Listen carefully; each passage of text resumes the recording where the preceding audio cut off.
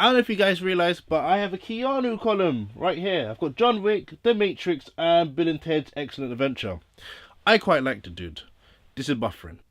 John Wick Chapter 2, let's go. After avenging the death of his wife and dog, John Wick is back to a life of serenity. However, a mystery man from his past reminds him of a favour that John Wick owes him. So I loved the first John Wick. As you can see, I have the poster on my wall. And this one is no different. The action is crazy. There's so many times in the cinema that me and the rest of the audience was wrenching in pain. I don't want to go into it, but the guy took stuff and he did stuff and he shot this guy. He was like, blam, blam, blam. He was knocking people out. It's crazy. Like, the action is as crazy as the first one. If you liked the first one, or if you loved it, you'll love John Wick Chapter 2. And talking about Wick himself, Keanu Reeves is, he is John Wick. If you take a look behind the scenes, you know that Keanu did a lot of training to be John Wick.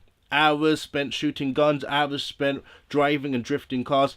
This dude does everything. And what I love about this movie is that you can see that Keanu is doing a lot of these things himself. In other movies, you think you're seeing the actor, but you never see their face. In this, you see the role, you see the shoot, everything. And you look into the camera, he turns, it's Keanu Reeves. Keanu Reeves, at 40 plus something years old, is amazing. He is on top form. If I could be like that at 20, I'd be like, dude. So in this movie, you find out a lot about the Continental and the rest of like the assassins and their world, which is really interesting. So you understand a bit more about the gold coins, and you see these other things called markers, and that's one of the reasons why John Wick goes back into being an assassin. However, this movie has its problems, and one of the biggest problems with this movie is the fact that this movie has a higher budget. Usually when a smaller movie gets a sequel and has a higher budget, the directors get a bit fancy and start throwing things that don't really need to be in the movie. You get cameos and get different actors and stuff, and the style eventually changes, and I think that's what fundamentally went wrong with this movie.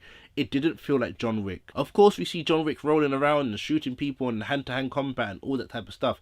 However, in the first movie, when John Wick was rolling around and he was shooting people and everything, they sped it up. Maybe that's because they didn't feel like Keanu was doing that as fast as what he could have been, or maybe that was just the style they were going for. But it was amazing. He was like, bang, bang, bang, bang, bang, bang, and he looked like a video game character that had some type of cheat code, and he was just getting unlimited headshots. However, in this movie, it was much slower and it felt more choreographed. But in terms of the money, now there's 5 to 10 minutes where they smash a Ford Mustang, and maybe because I hold Ford Mustangs really dear to my heart, I love the car, I really want to own one in the future, but I live in England and we've just got them. It was gratuitous. I don't understand. They were just smashing a car and the car got destroyed and all this type of stuff, and things blew up that didn't really need to be blown up and stuff like that. It's cool. You did really cool things.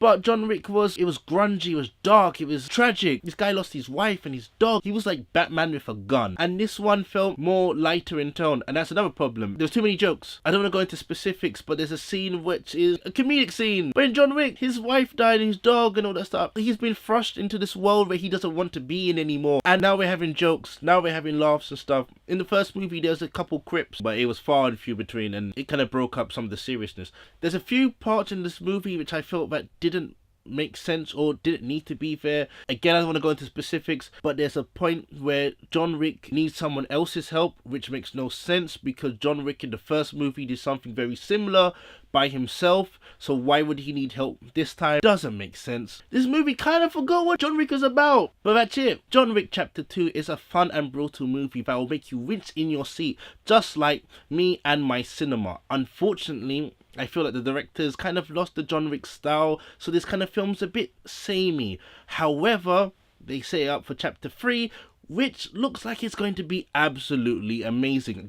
Let's just hope that it's going to be more like John Wick, the first one, and not so much like Chapter 2. So if you like this movie, dislike this movie, or just this movie, leave a comment down below, and don't forget to like and subscribe.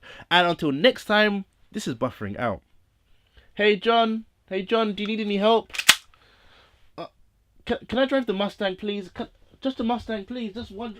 Come on, John.